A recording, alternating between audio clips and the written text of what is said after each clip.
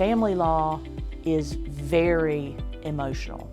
It's emotional for the clients, it's emotional for us. We're strong for our clients, but we also feel for them. The number one thing, above all else, is to make sure that the clients are being properly served.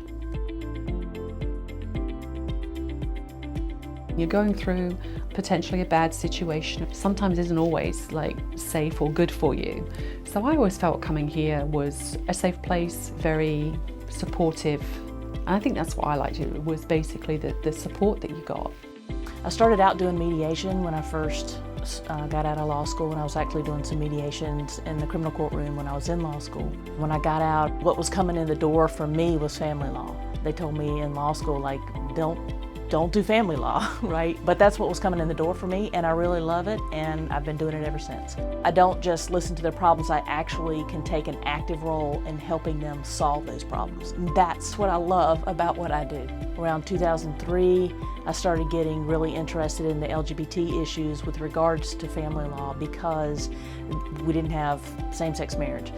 There was a period of time for a couple decades where there were situations that in one state the law would be one thing, in another state it would be another thing, or they got married in Canada, or they got married in California, or in another location where the marriage was valid.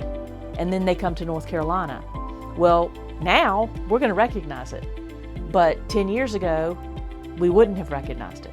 And so over the years, different things have happened to give rights that now we don't have to do certain contracts that we used to do. Now we don't have to have certain will provisions that we used to have.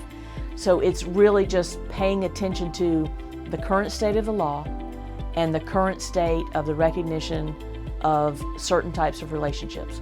I think one advantage that we have is I'm married to a woman, and I understand the dynamics of the relationships in the community.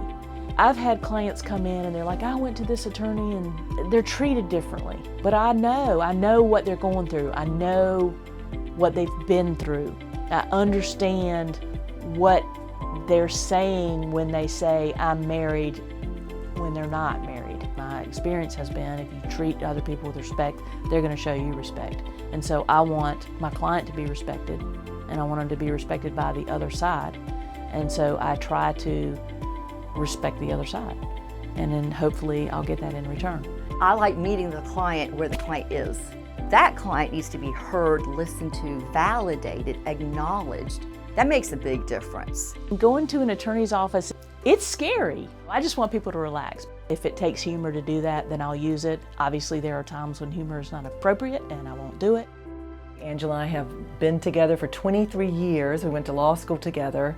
We have worked together for 16 of those years. I couldn't just join any firm and just be, oh, well, whatever, I'm okay with it, because I'm very picky about the quality of work I do for my clients. No matter what's going on, whether it be someone here or the client, you got to be able to step in and help and do your best to make things easier on other people. There's got to be communication between everyone in order to best serve the client.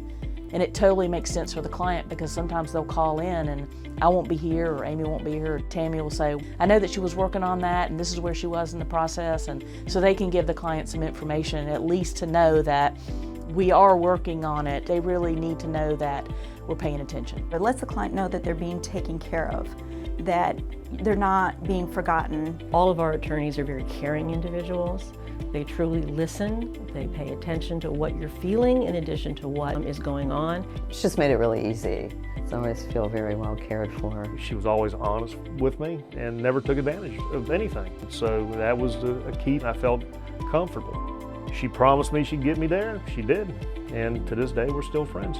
I see people now that I helped 20 years ago, and they'll come up to me, in the grocery store and say, Gabriella, you don't realize how much you changed my life. You made such a difference. That's rewarding, that people come to me and say, you made such a difference.